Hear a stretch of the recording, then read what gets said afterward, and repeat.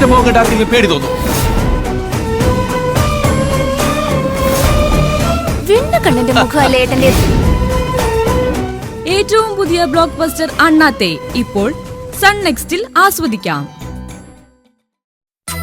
Good evening. എല്ലാവരും ഫംഗ്ഷന് പോകേണ്ട തയ്യാറെടുപ്പിലാണെന്ന് തോന്നുന്നു അല്ലേ? എടോ, തന്റെ ആനിവേഴ്സറിക്ക് ഞാൻ ഒഫീഷ്യലായിട്ടല്ല വരാൻ പോകുന്നു. നമുക്ക് ഒരുമിച്ച് പോവാം. ശരി വിശ്വനാഥ്. ഇത് ആദർശ്. എനിക്കറിയാം, കണ്ടിട്ടുണ്ട്.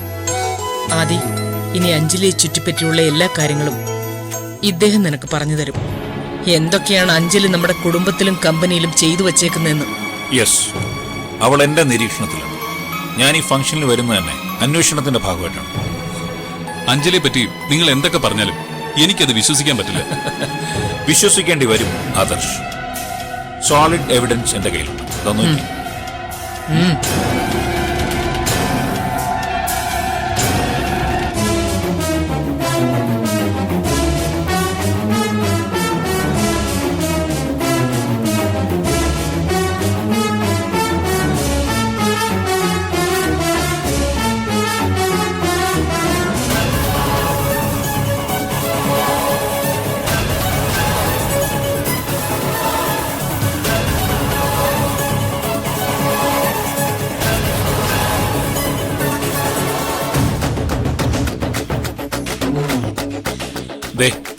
ഇവനാണ് ആ ഓഫീസ് ഫയൽ ഡിലീറ്റ് ചെയ്തത്.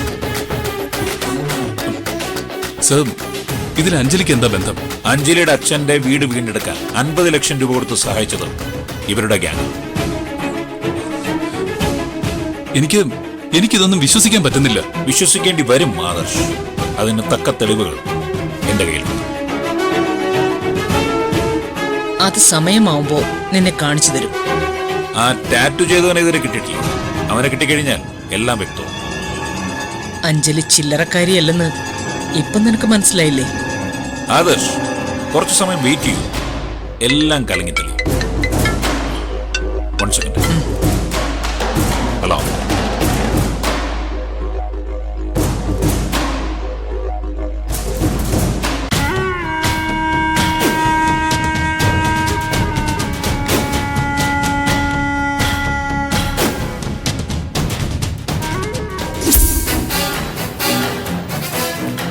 അഞ്ജലി, അതാരായിരുന്നു?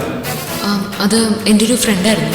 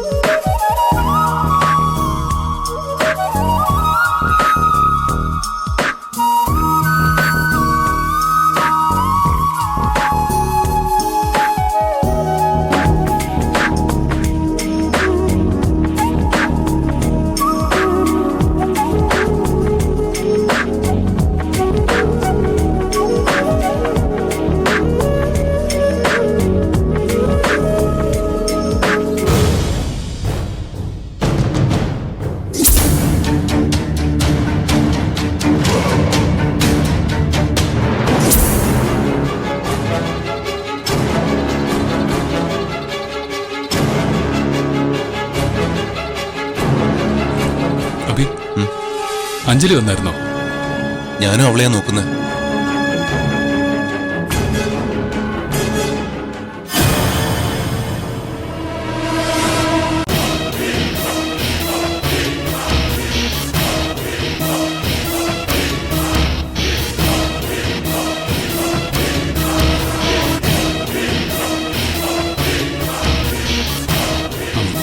കാവ്യ, അകത്തേക്ക് ചെല്ല.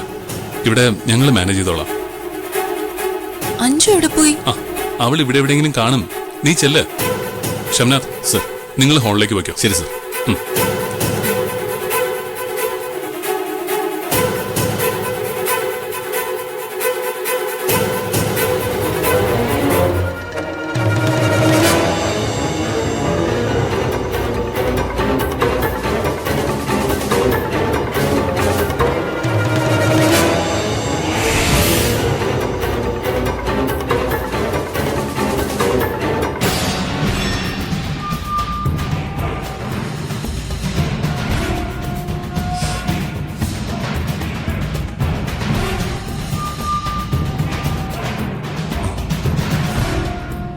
അഞ്ജലിയെ ആദർശേട്ടനും സംശയമുണ്ടോ?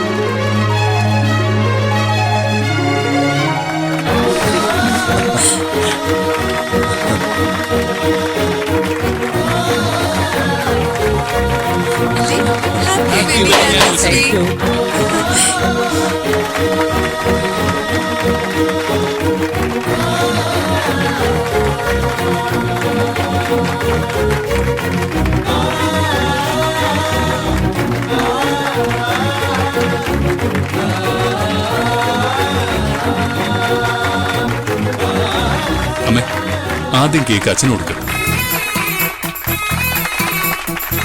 അങ്കിള് ആ കൊടുക്കാൻ്റെ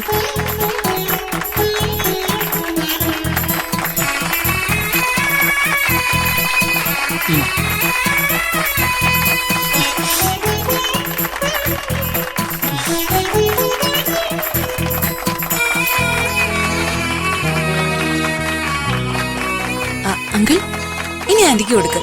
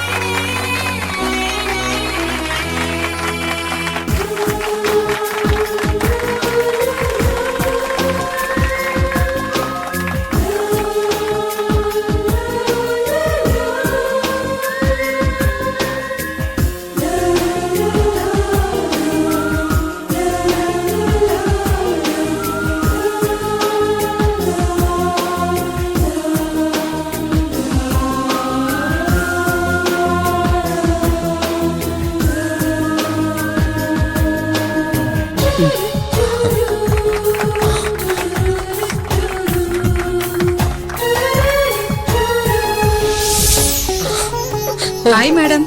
thank you. Happy wedding anniversary. Okay madam എല്ലാവർക്കും ചേർന്നൊരു സെൽഫി എടുക്കാം. Sir. Okay, thank you madam.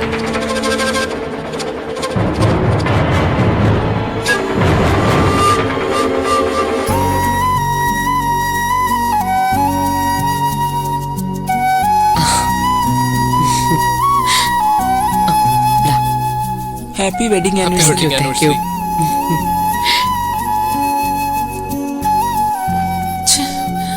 Anju ഇതെവിടെ പോയി?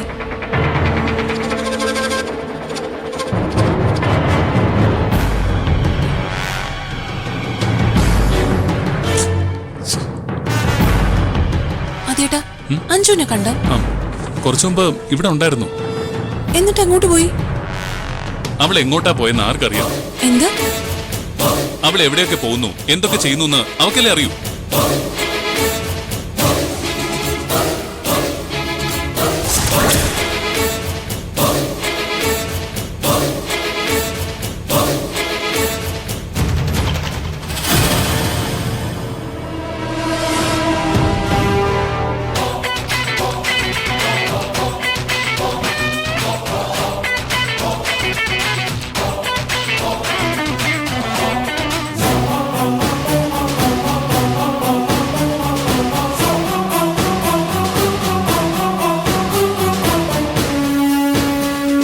സാറേ, കമ്മീഷണർ ചീഫ് ഗസ്റ്റ് ആയിട്ടല്ല വന്നു. എല്ലാം സുഹാസിനി മേഡത്തിന്റെ നിർദ്ദേശമനുസരിച്ചാണ്.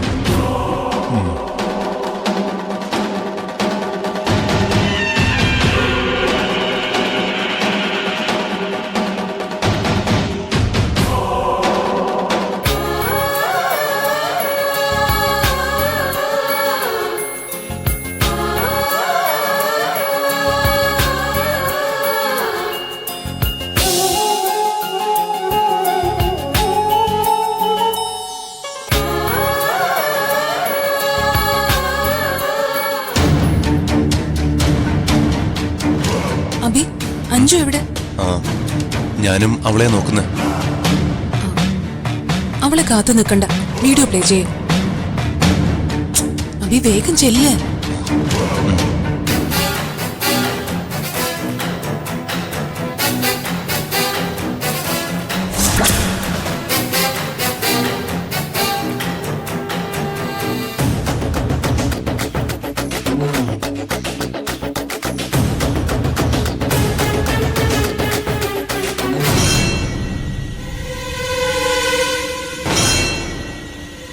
Happy wedding anniversary. എന്റെ പ്രിയ കൂട്ടുകാരി സുഹാസിനിയുടെ 30ാം വിവാഹ വാർഷികത്തിന് എന്റെ ഹൃദയം നിറഞ്ഞ ആശംസകൾ.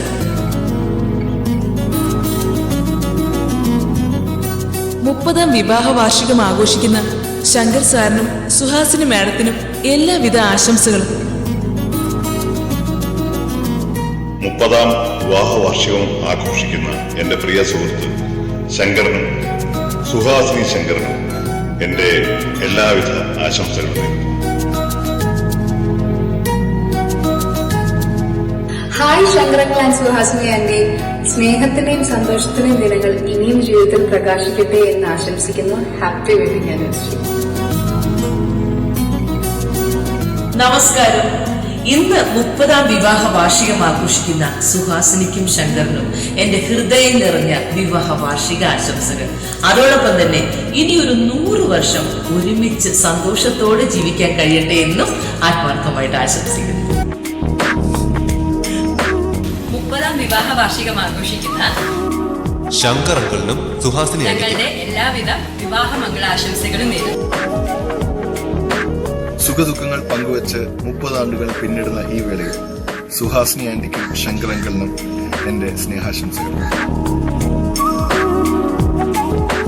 ഇനിയും ഒരുമയും സ്നേഹവുമുള്ള വർഷങ്ങൾ ജീവിതത്തിലുണ്ടാവാൻ ഈശ്വരനെ അനുഗ്രഹിക്കട്ടെ. ശങ്കർ അങ്കിളിനും സുഹാസിനി ആന്റിക്കും എന്റെ നന്മ നിറഞ്ഞ വിവാഹാശംസകൾ.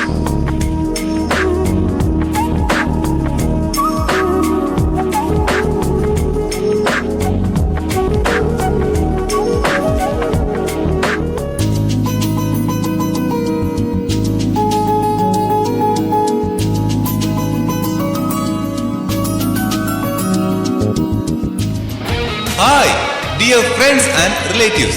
Please listen here. ഞങ്ങളുടെ പ്രിയപ്പെട്ട അച്ഛന്റെ അമ്മയുടെ ലൈഫിലെ മെമ്മറബിൾ മൊമെന്റ്സ് ആയിരിക്കും ഈ 30th വെഡിങ് ആനിവേഴ്സറി സെലിബ്രേഷൻ. ഈ സന്തോഷ നിമിഷങ്ങൾ കൂടുതൽ ആനന്ദകരമാക്കാൻ ഞാൻ തന്നെ കമ്പോസ് ചെയ്ത പാട്ടും കൂത്തും എന്റെ പ്രിയപ്പെട്ട അച്ഛനും അമ്മയ്ക്കും വേണ്ടി ഹൃദയം നിറഞ്ഞ സ്നേഹാദരവോടെ ദീർഘായുസ്സും ആശംസിച്ചുകൊണ്ട് ഇവിടെ തുടങ്ങുകയാണ്. Please enjoy everybody. നാളേറെ കാത്തിട്ടും നീ വന്നില്ല, മോഹിക്കും പോലെ വേഗം നേരം പോയില്ല. നിന്നെ ഞാൻ കാണുന്ന നേരം തൊട്ടേ എന്നുള്ളിൽ കേൾക്കുന്നുണ്ട് ജില്ലം ജില്ലാല.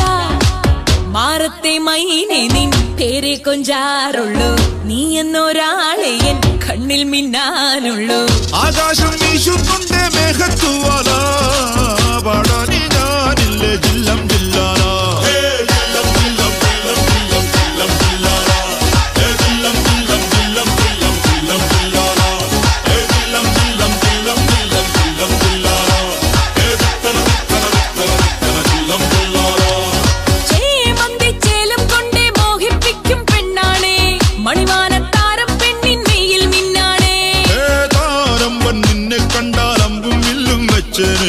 കതിരോനെ കണ്ണഞ്ചിക്കാൻ പോരും മച്ചാനേ.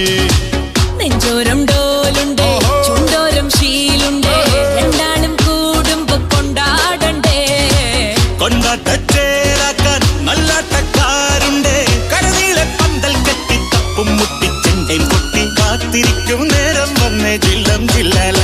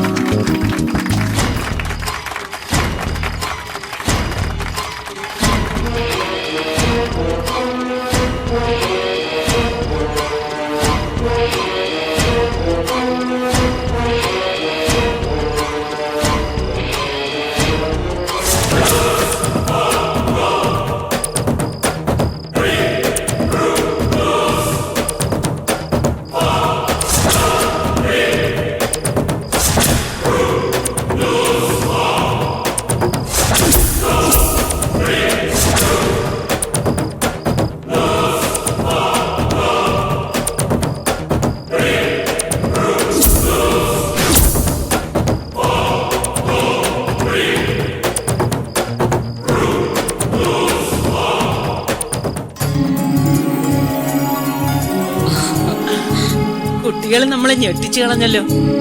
ഇവരുടെ കയ്യിൽ ഇതിനു മാത്രം മരുന്നുണ്ടെന്ന് ഞാൻ വിചാരിച്ചില്ല. അതെ, റുക്കോമ്മയുടെ കയ്യിലിരിക്കുന്ന വയറിളക്കുന്ന മരുന്നല്ല ഇപ്പോഴത്തെ കുട്ടികളുടെ കയ്യിലുള്ളതെന്ന് റുക്കോമ്മയ്ക്ക് ഇപ്പോഴെങ്കിലും മനസ്സിലായല്ലോ അല്ലേ? ഇപ്പോഴത്തെ കുട്ടികളെ ഏത് കാര്യത്തിലും മരണമാസ. ആന്റി സത്യം പറ, ആന്റിക്ക് ശരിക്കും സർപ്രൈസ് ആയില്ലേ? നിങ്ങൾക്ക് തിരിച്ചും ഞാനൊരു സർപ്രൈസ് തരും. എന്താ അത്? സർപ്രൈസ് പറയാൻ പാടുണ്ടോ? സോറി. ഈ സെലിബ്രേഷൻ വൈൻഡപ്പ് ചെയ്യുന്നതിന് മുൻപ് ഒരു കിടിലൻ സർപ്രൈസ് നിങ്ങൾക്ക് വരും. ആ സർപ്രൈസിന് വേണ്ടിട്ട് ഞാൻ ഇപ്പോഴേ കട്ട വെയിറ്റിംഗില.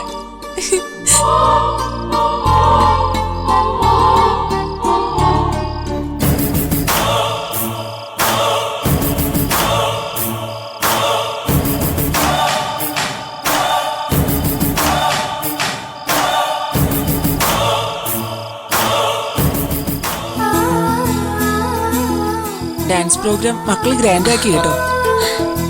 ഒന്നും എന്നെ അറിയിച്ചുകൊണ്ടല്ല അവർ പ്ലാൻ ചെയ്തത്. സ്ക്രീനിൽ കണ്ട ഓരോ കാഴ്ചയും നിങ്ങളെപ്പോലെ ഞാനും ആദ്യമായിട്ട് കാണുമായിരുന്നു. കൺഗ്രാറ്റ്സ് അഞ്ജലി. Thank you. 4 പേരും കൂടെ ചേർന്ന് നല്ല പെർഫോമൻസ് ആയിരുന്നു കേട്ടോ. ഈ പ്രോഗ്രാമിന്റെ എല്ലാ ക്രെഡിറ്റും കാവ്യയ്ക്കും ആദർശനും അർഹതപ്പെട്ടതാ. ഞാൻ ഇവരോട് പ്രത്യേകം നന്ദി പറയുന്നു. സോറി, ആന്റിയുടെ പഴയ ഫ്രണ്ട്സിനെയൊക്കെ പോയി കണ്ട് ആന്റി പോലും അറിയാതെ ഈ സർപ്രൈസ് വീഡിയോ ഒരുക്കിയത് അഞ്ജലി അബിയോ.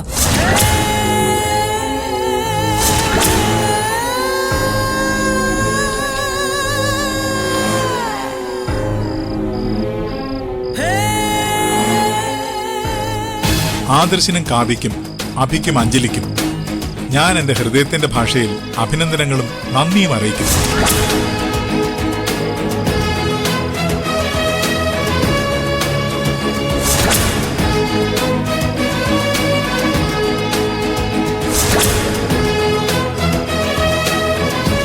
കൺഗ്രാജുലേഷൻസ്. ഇത് സാറിന്റെ ഒരു ഇമേജ് വർക്കാണ്. Thank you. കൺഗ്രാജുലേഷൻസ്. എന്നാ പിന്നെ ഞാൻ അങ്ങോട്ട് ചെല്ലട്ടെ. ശരി സർ വരും.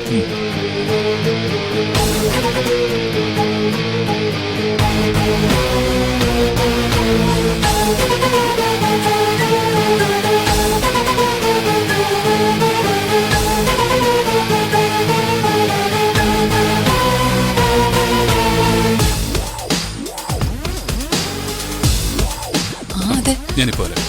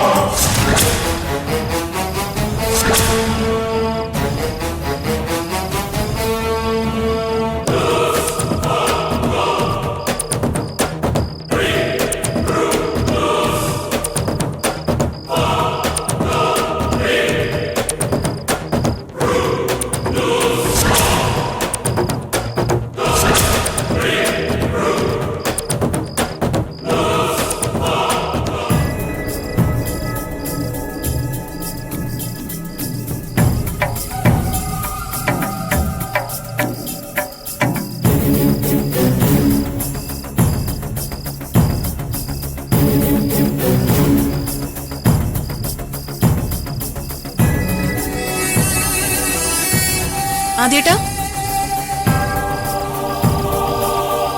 ആദ്യേട്ടനെ ആരെയാ തിരയുന്നേ? അത് ഞാൻ പറയാം. എന്താ? ഏയ് ഒന്നുമില്ല.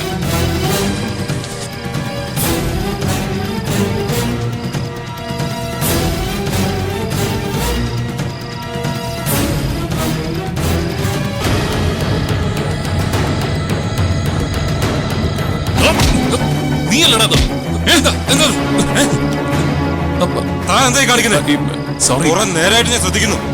അല്ല, സോറി ഏട്ടാ, സോറി സോറി. എന്ത് സോറി?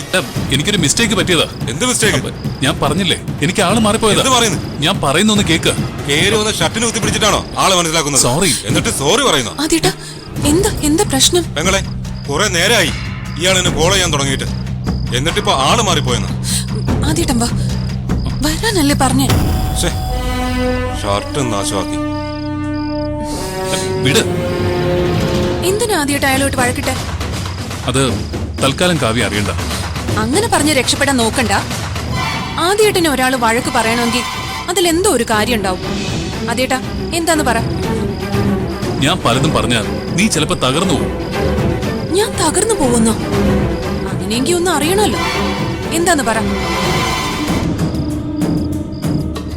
അഞ്ജലിയെ പറ്റിയാ എനിക്ക് പറയാനുള്ളത്. അവളെ പറ്റിയാണെങ്കിൽ ആദ്യേട്ടൻ ധൈര്യത്തോടെ പറഞ്ഞു. നമ്മുടെ വീട്ടിൽ കമ്മീഷണറും പോലീസ് സംഘവും വന്ന് ഓഫീസുമായി ബന്ധപ്പെട്ട കാര്യത്തിൽ സെർച്ച് നടത്തിയിരുന്നു. സെർച്ച് നടത്തിയപ്പോ അമ്മയുടെ സംസാരം ചോർത്തിയെടുക്കാൻ വേണ്ടി അഞ്ജലി അമ്മയുടെ മുറിയിൽ ബഗ് ഡിവൈസ് വെച്ചായിട്ടാ അവര് കണ്ടുപിടിച്ചത്.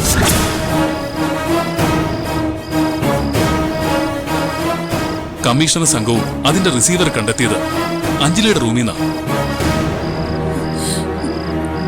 ഇത് ഞാൻ വിശ്വസിക്കില്ല. കാവ്യ, ഞാനും ആദ്യം വിശ്വസിച്ചില്ല.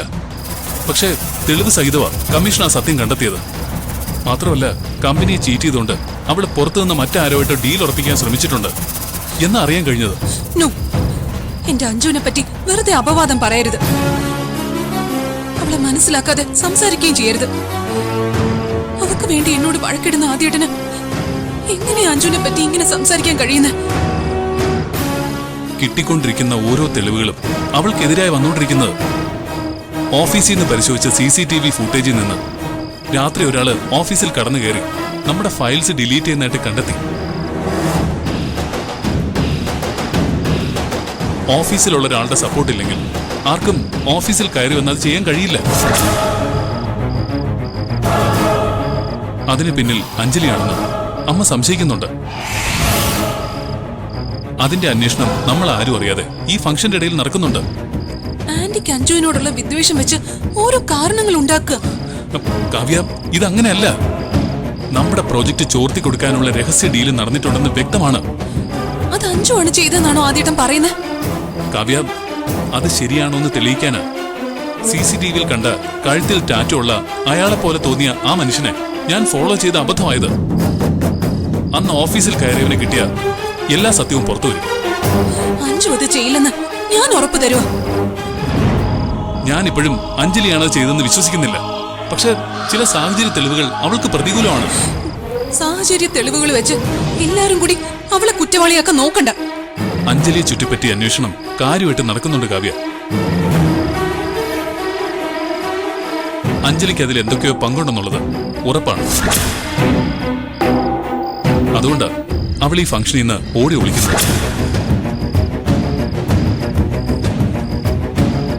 നിന്നോട് പോലും പറയാത്ത എന്തോ ഒരു ടെൻഷൻ അഞ്ജലിക്കുണ്ട്. എന്ത് കാര്യത്തിന് നിന്നോടൊപ്പം നിൽക്കുന്ന അഞ്ജലി എന്തുകൊണ്ടാ ഈ ഫംഗ്ഷന് പങ്കെടുക്കാതെ ഒഴിഞ്ഞു മാറി നിൽക്കുന്നത്? ഏതായാലും സത്യങ്ങൾ നമുക്ക് ഏതാനും നിമിഷങ്ങൾക്കുള്ളിൽ മനസ്സിലാക്കാൻ പറ്റും.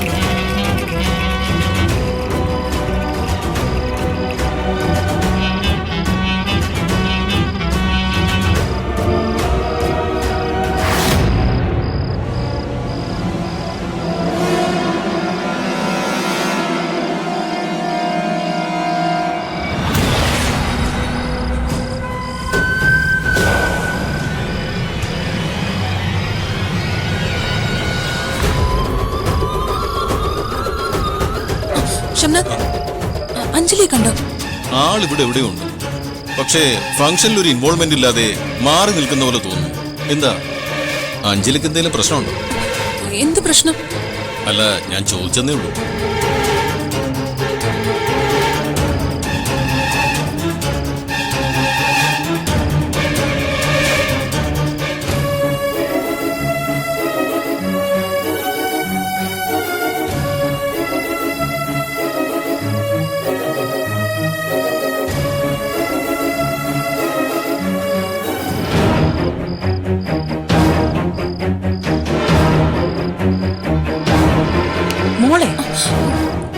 ആരെയാ തെരയുന്നേ? അമ്മ, ഞാൻ അഞ്ജുവിനെ നോക്കുമായിരുന്നു.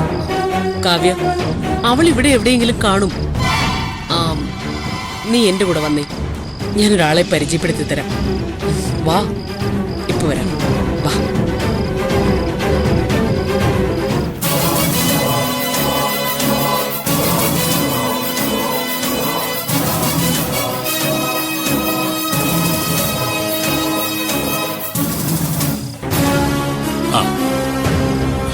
ഞാൻ വിളിച്ചോളാം.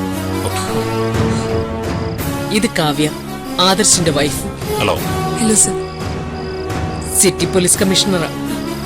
അറിയാം, ന്യൂസ് ചാനലിലൊക്കെ കാണാറുണ്ട്. എന്റെ ഫ്രണ്ട് കൂടിയാ, പേര് വിശ്വനാഥ്.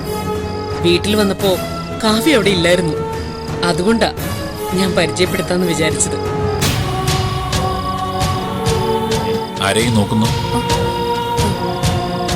ഞാൻ അഞ്ജുനെയാ നോക്കുന്നത്. അഭിയുടെ ഭാര്യയല്ലേ അഞ്ജലി? അതിലുപരി എന്റെ കൂട്ടുകാരിയും.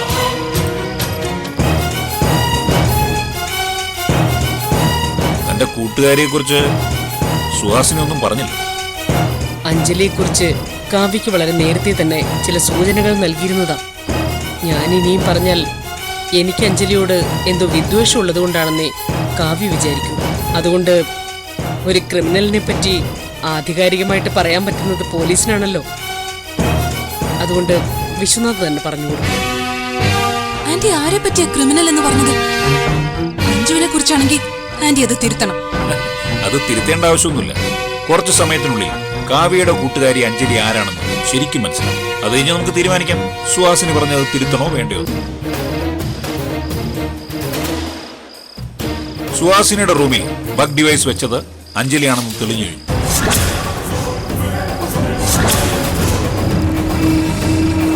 അത് കിട്ടിക്കഴിഞ്ഞപ്പോഴാണ് അഞ്ജലിയിലേക്ക് ഞങ്ങളുടെ അന്വേഷണം നീങ്ങിയത്. ഇൻ ഷോർട്ട്, എല്ലാ അന്വേഷണവും എത്തി നിൽക്കുന്നത് അഞ്ജലിയിലേക്ക്. എന്താ കാവ്യയുടെ കൂട്ടുകാരി കുറ്റവാളി ആയിക്കൂടുന്നുണ്ടോ? ഇല്ല, എന്റെ അഞ്ജുവിന് അങ്ങനെ ഒരു തെറ്റും ചെയ്യാൻ കഴിയില്ല. ഇതിന്റെ പിന്നില് മറ്റാരോ കളിക്കുന്നുണ്ട്. അവരെയാ സാറ് വെളിച്ചത്ത് കൊണ്ടുവരേണ്ടത്. തൽക്കാലം എല്ലാ കുറ്റവും അവളുടെ തലയിൽ വെക്കാം. പക്ഷെ യഥാർത്ഥ പ്രതികളെ ദൈവം കൊണ്ടുവരും. ഈടോ, തന്റെ കൂട്ടുകാരിയോടുള്ള അന്ധമായിട്ടുള്ള സ്നേഹവും വിശ്വാസവും കൊണ്ടാ തനിക്ക് ഇങ്ങനെയൊക്കെ തോന്നുന്നത്. ഒരു കാര്യം താൻ ഉറപ്പിച്ചോ, അഞ്ജലി തന്നെയാണ് കുറ്റക്കാരി. അവളെ കുറ്റക്കാരിയാക്കാൻ ആരൊക്കെയോ ഇവിടെ ശ്രമിക്കുന്നുണ്ട്.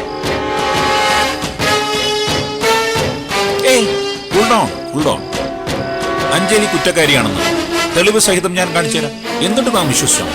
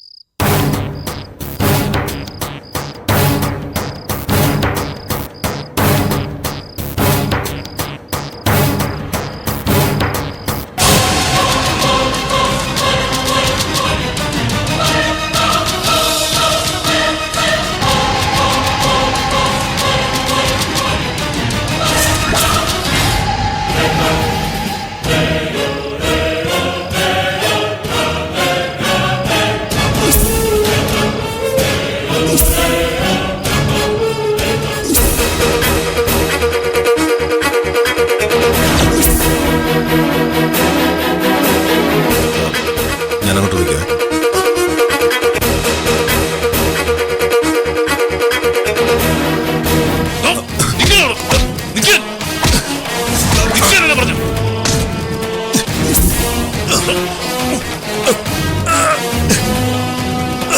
നിന്നെ തന്നെയാണ് ഞാൻ ഇത്രയും നേരം അന്വേഷിച്ചോണ്ടിരുന്നത്.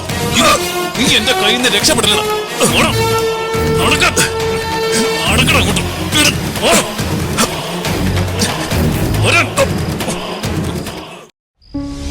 അവൾ എന്റെ മുറിയിൽ ബഗ് ഡിവൈസ് വെച്ച് എന്റെ സംസാരം ചോർത്തിയത് എന്തിനാ? നിങ്ങൾ പറ. സത്യത്തിൽ ഇതിവിടെ ഇന്ന് സംസാരിക്കേണ്ട കാര്യമല്ല. പക്ഷേ അല്പസമയത്തിനുള്ളിൽ അഞ്ജലി എന്തൊക്കെയാണ് ചെയ്തു വച്ചതെന്നറിഞ്ഞ് ആരും ഞെട്ടണ്ട എന്ന് വിചാരിച്ച് പറഞ്ഞതാ.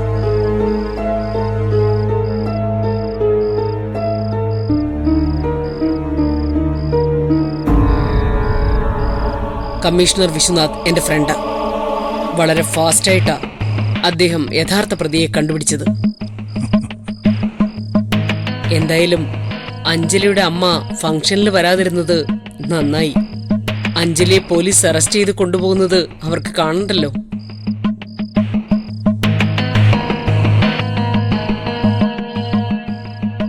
അഞ്ജലി ഇത് ചെയ്തത് കാശിന് വേണ്ടി തന്നെയാ. ചില മനുഷ്യരിങ്ങനെ കാശിന് അത്യാവശ്യം വരുമ്പോ പിന്നെ ഒന്നും ചിന്തിക്കില്ല. അങ്ങനെ ഒരു ചതി കാണിച്ചതുകൊണ്ടല്ലേ ഈ ഓഡിറ്റോറിയത്തിൽ ഉണ്ടായിട്ടും നമുക്കിടയിലേക്കൊന്നും വരാതെ വെളിച്ചം മറഞ്ഞു നിൽക്കുന്നത്.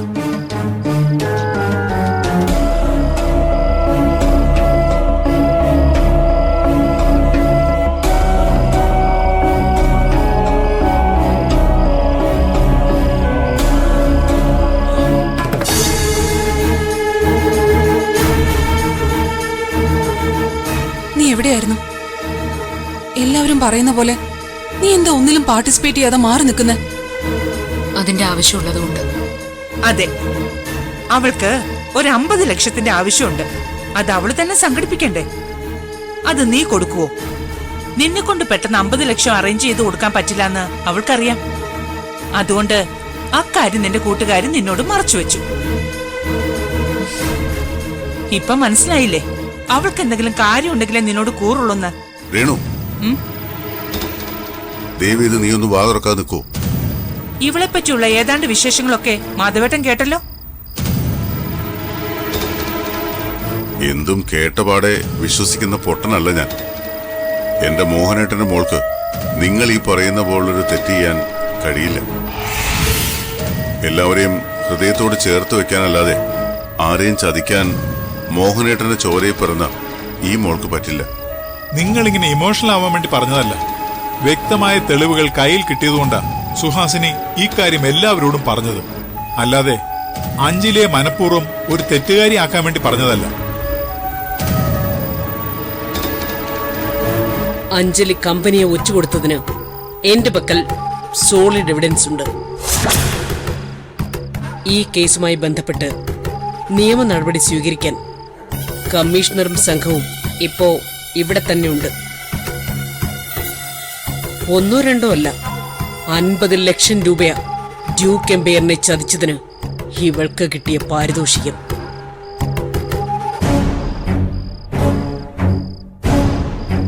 ഇല്ല, ഞാൻ ആരെയും ചതിച്ചിട്ടില്ല.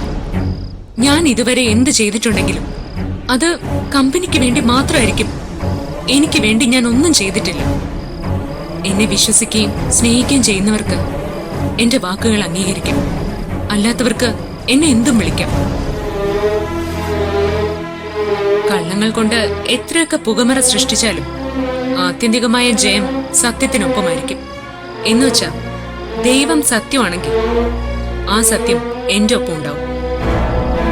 അതുകൊണ്ട് എല്ലാവരും സ്നേഹം പങ്കിട്ട് സന്തോഷത്തോടെ പിരിയേണ്ട ഈ രാത്രിയെങ്കിലും ഈ ചർച്ച എല്ലാവരും ഒന്ന് ഒഴിവാക്കണം. അപ്പോ നീ 50 ലക്ഷം വാങ്ങിയില്ലെന്നാണോ പറയുന്നത്? അത് തന്നവനറിയാം. എനിക്ക് അങ്ങനെയുള്ളൊരു കാശും ആവശ്യമില്ല. അർഹതപ്പെടാത്ത ആർഭാടങ്ങളൊന്നും നിലനിൽക്കില്ലെന്ന് എന്റെ അച്ഛൻ എന്നെ പഠിപ്പിച്ചിട്ടുണ്ട്. അപ്പോ നീ വാങ്ങിയിട്ടില്ല? ഇല്ല. അച്ഛനുണ്ടാക്കിയ വീട് തിരിച്ചു വാങ്ങാൻ വേണ്ടിയല്ലേ നീ ഈ കുടുംബത്തെയും കമ്പനിയും ചതിച്ച് അവരോട് 50 ലക്ഷം രൂപ വാങ്ങിയത്? ആ വീട് സ്വന്തമാക്കാൻ ബാങ്ക് കുത്തി തുറന്നായാലും കാശുണ്ടാക്കുമെന്ന് നീ നിന്റെ അമ്മയോട് പറഞ്ഞില്ലേ? ഇല്ലെന്ന് നിനക്ക് പറയാൻ പറ്റുമോ? നീയല്ലേ കമ്പനിയുടെ രഹസ്യങ്ങൾ അവർക്ക് ചോർത്തി കൊടുക്കാമെന്നും പറഞ്ഞുകൊണ്ട് സുഹാസിനിയുടെ മുറിയിൽ ആ കുന്ത്രാണ്ട ഒളിപ്പിച്ചു വെച്ച് എല്ലാ സംസാരവും കേട്ടത്? ഞാനല്ല അത് ചെയ്തത്. നീയല്ലേ ഞാനും രുക്കോമ്മയും കൂടി രഹസ്യമായി സംസാരിച്ച കാര്യങ്ങൾ ആദിയോട് പറഞ്ഞത്? ഞാൻ ഓരോ ക്ലയന്റിനോടും സംസാരിച്ച കാര്യങ്ങൾ കേട്ടും മനസ്സിലാക്കുകയായിരുന്നില്ലേ നിന്റെ ലക്ഷ്യം? അമ്മയുടെ റൂമിലെ ബഗ് ഡിവൈസ് വെച്ചത് അഞ്ജലി അല്ല. പിന്നാരാ? നീയാണോ കൊണ്ടുവച്ചത്? ഇനി ആരും ഇവൾക്ക് വേണ്ടി വക്കാലത്ത് പറയാൻ വരണ്ട. അഞ്ജലി ഓപ്പോസിറ്റ് കമ്പനിയുമായി 50 ലക്ഷത്തിന്റെ ഡീൽ ഉറപ്പിച്ചതിന്റെ തെളിവുകളുണ്ട്. അങ്ങോട്ട് നടക്കണം.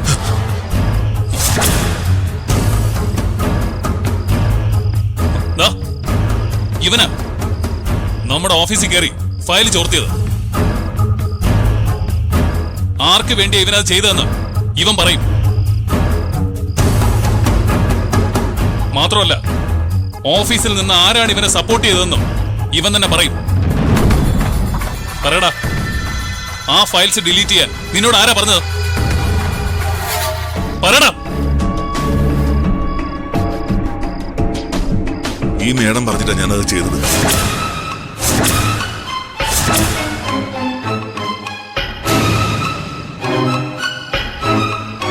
ഞാനോ? നിങ്ങളും ഞാനും ഇതിനു മുമ്പ് ഫേസ് ടു ഫേസ് കണ്ടിട്ടേ ഇല്ലല്ലോ. എമൗണ്ട് 50 ലക്ഷം രൂപ തരാന്ന് പറഞ്ഞ് എഗ്രിമെന്റ് പറഞ്ഞ ശേഷമാ ഓഫീസിൽ ചെന്ന് ആ ഫയൽ ഡിലീറ്റ് ചെയ്യാൻ പറഞ്ഞത്. ഇത് പച്ചക്കള്ളമാണ്. എനിക്ക് ഇയാളെ അറിയത്ത പോലുമില്ല. നിങ്ങൾ ആ 50 ലക്ഷത്തിന്റെ എഗ്രിമെന്റ് ആക്കാൻ എന്റെ ബോസിന്റെ അടുത്ത് വന്നില്ലേ? അഞ്ജലി, നീ പോയോ? പോയോ അഞ്ജലി? പോയി എന്നുള്ളത് ശരിയാ. പക്ഷെ ഇവര് പറയുന്നത് പോലുള്ള ആവശ്യത്തിനല്ല. ഞാനൊരു സത്യം പുറത്തു കൊണ്ടുവരാൻ വേണ്ടി കമ്പനിയുടെ ഒരു സ്പൈ ആയിട്ടാ ഞാൻ അവിടെ പോയത്. നീ ഇനി ഞങ്ങളുടെ മുമ്പിൽ നിന്ന് അഭിനയിക്കണ്ട. നിന്റെ മുഖം മൂടി ഞാനിന്ന് വലിച്ചു കീറും. പ്ലീസ് എന്നെ വിശ്വസിക്കൂ. സംശയം ഉണ്ടെങ്കിൽ ഈ മാനേജരോട് ചോദിക്കുക. ഞാൻ എന്തിനു വേണ്ടിയാണ് ഓഫീസിൽ നിന്ന് പോയതെന്ന് ഈ മാനേജർക്കറിയാം. ഡ്യൂക്ക് എംപയറിനെ തകർക്കാനുള്ള നീക്കം രഹസ്യമായി നടക്കുന്നുണ്ടെന്ന് എന്നോട് വന്ന് പറഞ്ഞത് ഈ നിൽക്കുന്ന മാനേജറാ. ഞാൻ അവരെ കാണാൻ എന്തിനാ പോയതെന്ന് മാനേജർക്കറിയും. പ്ലീസ്, എന്താ ഉണ്ടായതെന്ന് ഒന്ന് എല്ലാവർക്കും പറഞ്ഞു കൊടുക്ക. മേഡം, അത് പിന്നെ അഞ്ജലി എന്തൊക്കെയാണ് പറയുന്നെന്ന് എനിക്ക് മനസ്സിലാകുന്നില്ല. ഷംനാഥ്, എന്തിനാ എന്നെ കൂടെ ഇതിലേക്ക് വലിച്ചഴിക്കുന്നത്? ഇപ്പൊ അഞ്ജലി കള്ളം പറഞ്ഞ് ഫലിപ്പിക്കാൻ മിടുക്കിയാണെന്ന് എല്ലാവർക്കും മനസ്സിലായില്ലേ? പക്ഷേ ഇനി അത് നടക്കില്ല. എന്താ ഈ കേക്കുന്നെ? നിന്റെ അഞ്ജു ഒരു തെറ്റും ചെയ്തിട്ടില്ല എന്ന് മാത്രം നീ വിശ്വസിച്ചാ മതി. വീണ്ടും കാവ്യെ പറഞ്ഞു പറ്റിക്കാൻ നീ ശ്രമിക്കണ്ട. നീ കാശ് വാങ്ങുന്നതിന്റെ തെളിവ് ആ വോളിൽ ഇപ്പൊ കാണിച്ചു തരാം. വീഡിയോ പ്ലേ ചെയ്. ശരി മേഡം. ഷംനാഥ്, വെയിറ്റ് ചെയ്യാം. ഞാൻ ഇവനെ കമ്മീഷണർ ഏൽപ്പിച്ചിട്ട് വരാം. ശരി സാർ. നടക്കങ്ങോട്ട്.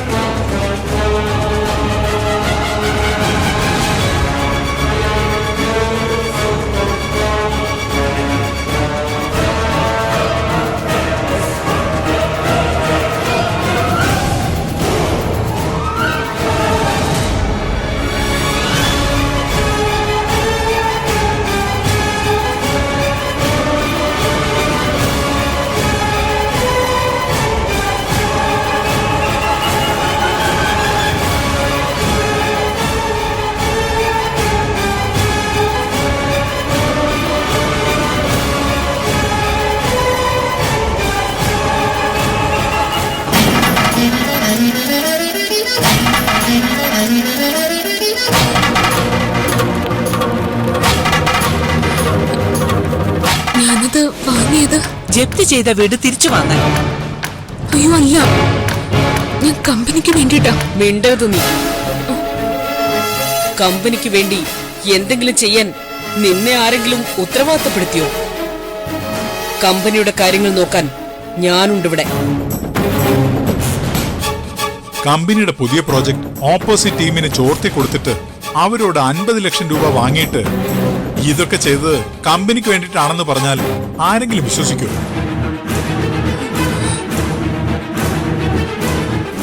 ഇത് രേണുക പറഞ്ഞതുപോലെ ജപ്തിയായ വീട് തിരിച്ചു പിടിക്കാൻ ആരും അറിയാതെ ഇവള് കാണിച്ച അതിബുദ്ധിയാ. ആദ്യം എന്നൊന്ന് പറയാൻ അനുവദിക്കുക. ഇനി നിന്റെ എക്സ്പ്ലനേഷൻ ഒന്നും ഇവിടെ ആർക്കും വേണ്ട. നീ കാശ് വാങ്ങുന്ന വീഡിയോ കാണിച്ചില്ലായിരുന്നെങ്കിൽ നീ ആരോടും പണം വാങ്ങിയില്ല എന്ന് തന്നെ പറഞ്ഞേനെ. എനിക്ക് നിന്നെ നേരത്തെ സംശയമുണ്ടായിരുന്നു. നിന്റെ നീക്കങ്ങളെപ്പറ്റി കമ്മീഷണർ അപ്പപ്പോ വിവരങ്ങൾ തന്നിരുന്നു.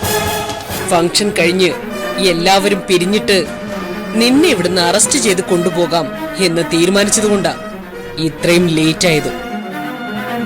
മാത്രമല്ല, നിന്റെ തനിനിറം വിശ്വസ്തമായ തെളിവിലൂടെ ആദർശിനും കാവ്യയ്ക്കും അഭിക്കും കാവ്യയുടെ വീട്ടുകാർക്കും ബോധ്യപ്പെടണം എന്നുള്ളതുകൊണ്ടാ ഈ വീഡിയോ പ്ലേ ചെയ്യാൻ ഞാൻ പറഞ്ഞത്. ഇനി ആർക്കും ഒരു സംശയവും ഇല്ലല്ലോ. മോളെ, ഇപ്പൊ നിനക്ക് മനസ്സിലായില്ലേ ഇവളുടെ സ്വഭാവം എന്താണെന്ന്? ഇത് മനസ്സിലാക്കിക്കൊണ്ട് തന്നെയാ അമ്മ നേരത്തെ ഇവളുമായിട്ടുള്ള ചങ്ങാത്തം നിർത്താൻ നിന്നോട് പറഞ്ഞത്. മാധവേട്ട, ഇപ്പൊ മനസ്സിലായില്ലേ മോനേട്ടന്റെ മോളുടെ സ്വഭാവം എന്താണെന്ന്? നിന്റെ പേരിൽ രഹസ്യാരോപണങ്ങൾ ഉയർന്നപ്പോഴും ഞാനത് പൂർണ്ണമായിട്ട് വിശ്വസിച്ചില്ല. തെളിവുകൾ ഓരോന്ന് ഉയർന്നു വന്നപ്പോഴും കാവ്യയുടെ കൂട്ടുകാരി അഞ്ജലിക്ക് ഇങ്ങനെയൊന്നും ചെയ്യാൻ കഴിയില്ലെന്നായിരുന്നു ഞാൻ വിശ്വസിച്ചത്.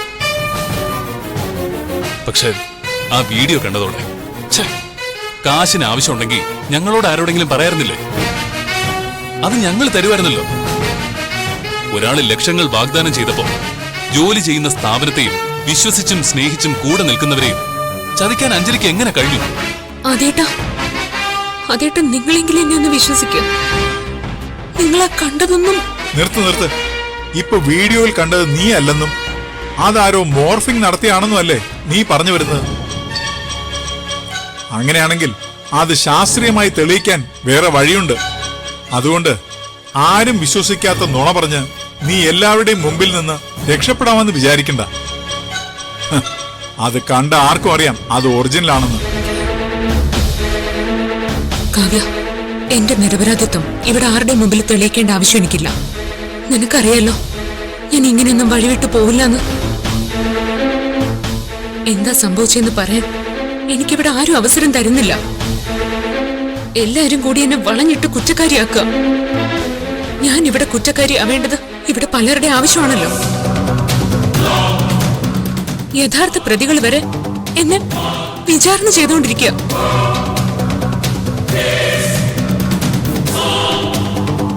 അതുകൊണ്ട് ഞാൻ നിനക്ക് വേണ്ടി മാത്രം പറയുക. മാറി നിൽക്കുമുണ്ട്. ഇനിയും ഓരോ നുണകൾ പറഞ്ഞു കൊടുത്ത് എന്റെ മോളെ വശീകരിക്കാന്ന് നീ വിചാരിക്കണ്ട. നീ പറയുന്നതൊന്നും എന്റെ മോൾക്ക് കേൾക്കണ്ട. കാവ്യ,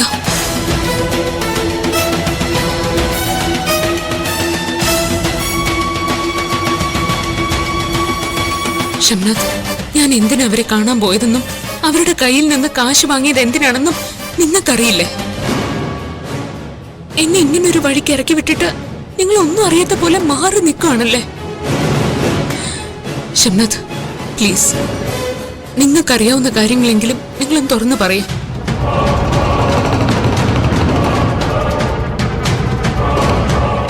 ഷംനാഥ്, ഞാൻ എന്തു പറയാനാ? എനിക്കറിയാത്ത കാര്യം ഞാൻ എങ്ങനെ പറയും? അഞ്ജലി എന്തിനാ എന്നെ ഇതിലേക്ക് വലിച്ചഴിക്കുന്നത്? എന്നെ വിട്ടേക്ക്. വർഷങ്ങളായി ഞാൻ ഈ സ്ഥാപനത്തിൽ ജോലി ചെയ്യും. ഇവിടുന്ന് കിട്ടുന്ന വരുമാനം കൊണ്ടാ എന്റെ ഫാമിലി കഴിഞ്ഞു പോകുന്നു. വെറുതെ എന്നെ ബുദ്ധിമുട്ടിക്കരുത്. ഷംനാഥ്. Yes madam. ഇനി സംസാരമില്ല. ഇനിയെല്ലാം നിയമത്തിന്റെ വഴിക്ക് പോകട്ടെ. ഇവിടെ നിരപരാധിയാണെങ്കിൽ അത് കോടതിയിൽ തെളിയിക്കട്ടെ. ഷംനാഥി എന്ന് കമ്മീഷണറോട് വരാൻ പറയും.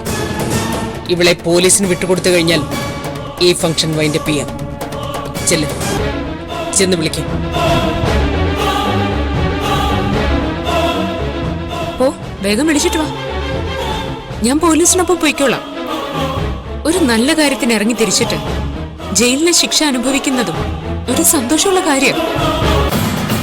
ചെല്ല്, വേഗം കൂട്ടിയിട്ട് വാ. അഞ്ജലി റെഡിയാ. പോലീസിനെ വിളിക്കാൻ വരട്ടെ?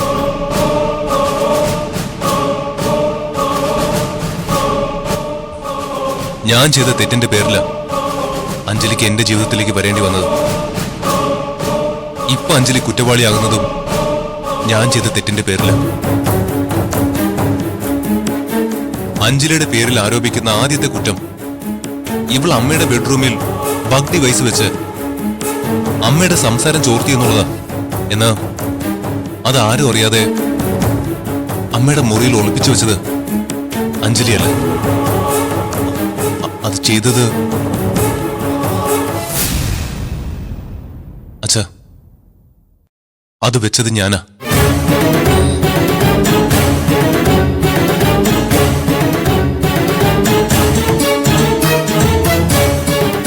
അഞ്ജലിയോട് എന്നോട് അമ്മയ്ക്കുള്ള ദേഷ്യത്തില് അയവുണ്ടോന്നറിയാൻ, റുക്കു അമ്മയുടെ സംസാരത്തിൽ നിന്ന് മനസ്സിലാക്കാൻ ഞാൻ ഒപ്പിച്ചൊരു വേലയത്. അത് പാവം അഞ്ജലിയുടെ തലയിൽ കെട്ടിവെക്കരുത്. പിന്നെ നിങ്ങളൊക്കെ അഞ്ജലി 50 ലക്ഷം വാങ്ങുന്നത് കണ്ടതിന്റെ ഞെട്ടലിലാണല്ലോ. അഞ്ജലി ചെന്നത് വാങ്ങിച്ചത് എനിക്ക് വേണ്ടിയിട്ടാ. സത്യത്തിൽ അത് ഞാൻ ഉറപ്പിച്ച ഡീലിന്റെ കാശാണെന്ന് ഇവൾക്കറിയില്ലായിരുന്നു. ഞാൻ പുറത്തു നിന്ന് ഇവളെ കൊണ്ട് വാങ്ങിപ്പിക്കുകയായിരുന്നു.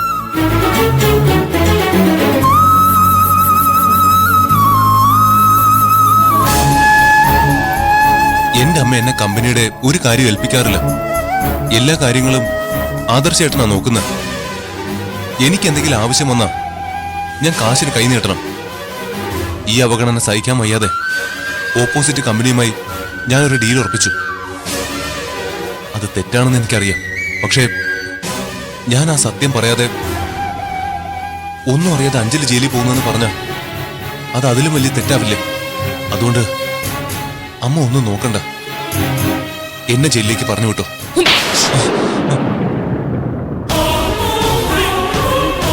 കടന്നു പോയി എന്റെ മുൻപിൽ നിന്ന്. അബിയെ ഇവിടുന്ന് പറഞ്ഞു വിട്ടിട്ട് വിവാഹ വാർഷികം വൈൻഡപ്പ് ചെയ്യാനാണോ ആന്റിയുടെ തീരുമാനം? ഈ സമയം വരെ ഒരു തെറ്റും ചെയ്യാത്ത അഞ്ജലിയെ വളഞ്ഞിട്ട് അധിക്ഷേപിച്ചതിന് ഒരു മറുപടി പറയണം.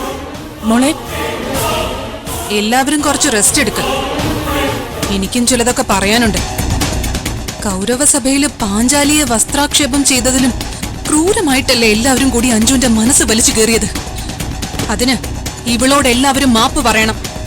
കാവ്യ, നീ മിണ്ടരുത്. നിങ്ങൾ എല്ലാവരും കൂടി അവളെ പറഞ്ഞ ഓരോ വാക്കും എന്റെ നെഞ്ചിലാ കൊണ്ടത്. സത്യം അറിയാത്തതുകൊണ്ടാ ഞാൻ ഒന്നും മിണ്ടാതെ നിന്നത്. കാവ്യ, നീ വന്നേ. ഇല്ല, ഇതിന് സമാധാനം പറയിപ്പിക്കണം. സത്യം അറിയാതെ നിന്നെ കുറ്റപ്പെടുത്തിയവരെല്ലാവരും നിന്നോട് മാപ്പ് പറയണം. കാവ്യ, നീ ഒന്ന് വാ വാ.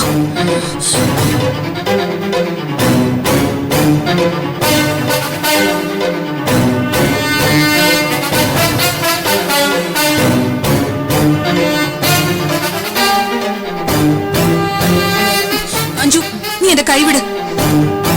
എനിക്ക് എല്ലാവരുടെയും മുഖത്ത് നോക്കി ഇനിയും സംസാരിക്കാനുണ്ട്. ഞാൻ കൈവിടാം, പക്ഷേ നീ വീണ്ടും അവിടെ ചെന്ന് ബഹളം വെക്കരുത്. ഞാൻ ബഹളം വെച്ചതാണോ തെറ്റ്? ഇത്രയും സമയം എല്ലാവരുടെയും മുന്നിൽ വെച്ച് എല്ലാവരും കൂടി നിന്നോടൊരു ക്രിമിനലിനെ പോലെയല്ലേ പെരുമാറിയത്? അവർക്കൊക്കെ തോന്നും പോലെ വിചാരണ ചെയ്യാനുള്ള ആളാണോ നീ? ഇതൊക്കെ കണ്ട് ക്ഷമിച്ചു നിൽക്കാൻ എന്നെ കൊണ്ട് പറ്റില്ല അഞ്ജു. എടി കാവ്യ, നീ ഒന്ന് ക്ഷമിക്കുക. ഇതൊന്നും ക്ഷമിക്കേണ്ട കാര്യമല്ല. ഇതൊക്കെ കണ്ടും കേട്ടും സഹിച്ചു നിൽക്കാൻ നീ ആരാ? എല്ലാവരുടെയും അടിമയോ? അബി അവിടുന്ന് സത്യം പറഞ്ഞില്ലായിരുന്നെങ്കിൽ നിന്നെ കൊണ്ടുപോകാനിരുന്ന കമ്മീഷണറും സംഘവും നിന്നെ ഇവിടുന്ന് വിലങ്ങ് വെച്ച് കൊണ്ടുപോവില്ലായിരുന്നു. അപ്പൊ നിന്നോട് ആരെങ്കിലും ക്ഷമിച്ച് നിന്നെ വെറുതെ വിടുവായിരുന്നു? പോലീസ് അറസ്റ്റ് ചെയ്ത് ക്രിമിനൽ കേസാക്കി എല്ലാവരും കൂടി നിന്റെ ഭാവി തകർക്കില്ലായിരുന്നു. ആരുടെയോ ഭാഗ്യത്തിന് അബി സത്യം തുറന്നു പറഞ്ഞു. അവൻ ജീവിതത്തിൽ ആദ്യമായിട്ടാ ഒരു സത്യം തുറന്നു പറയുന്നു. അവൻ പറഞ്ഞത് സത്യമല്ല കാവ്യ. പണം വാങ്ങിയത് ഞാൻ തന്നെയാ.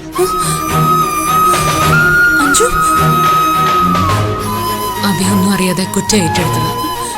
എന്തിന്? നീ എന്തിനാ കാശ് വാങ്ങിയത്? ഞാൻ വാങ്ങിയെന്നുള്ളത് ശരിയാണ്. എല്ലാവരും ആ വീഡിയോയിൽ കണ്ടതിനപ്പുറം മറ്റൊരു സത്യം കൂടിയുണ്ട്. ഈ CCTV ദൃശ്യം എഡിറ്റ് ചെയ്തവർ മനഃപൂർവ്വം വിട്ടുകളഞ്ഞ ഒരു ഭാഗമുണ്ട്. അത് കാണുമ്പോ നിന്റെ അഞ്ജു എന്തിനു വേണ്ടി ഇത് ചെയ്തേന്ന് നിനക്ക് മനസ്സിലാവും. പിന്നെ ആന്റിയുടെ മുറിയിൽ ബഗ് ഡിവൈസ് വെച്ചത് ഞാനല്ല. ആരാന്ന് നിനക്കറിയോ? അറിയാം, പക്ഷെ നിന്നോട് ഞാനിപ്പോ പറയില്ല. പറഞ്ഞാ നീ എടുത്തു ചാടി പ്രതികരിക്കും. ഇല്ല, നീ പറ, ആരാ വെച്ചത്? ശങ്കരങ്കിൾ. ശങ്കരങ്കിളോ?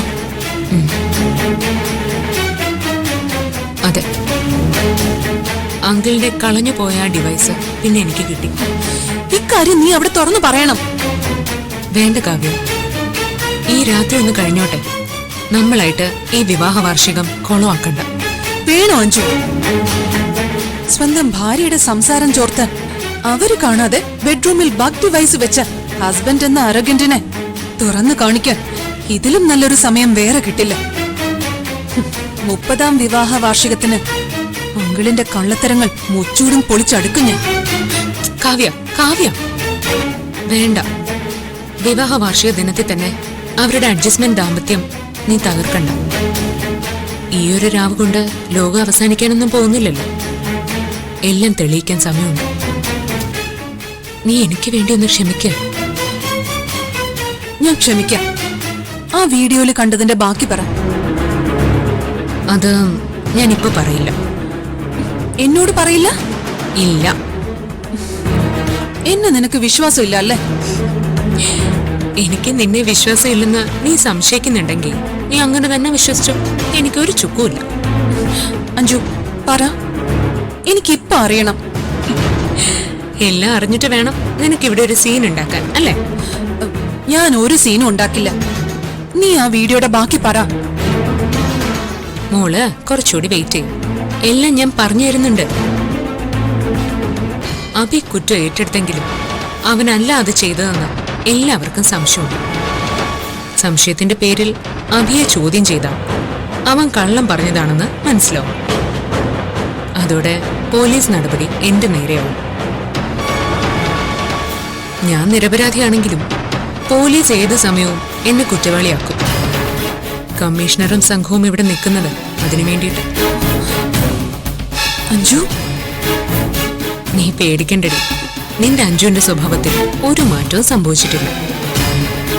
എന്റെ പേരിൽ നീ ആരുടെയും മുമ്പിൽ തലകുനിക്കേണ്ടി വരില്ല.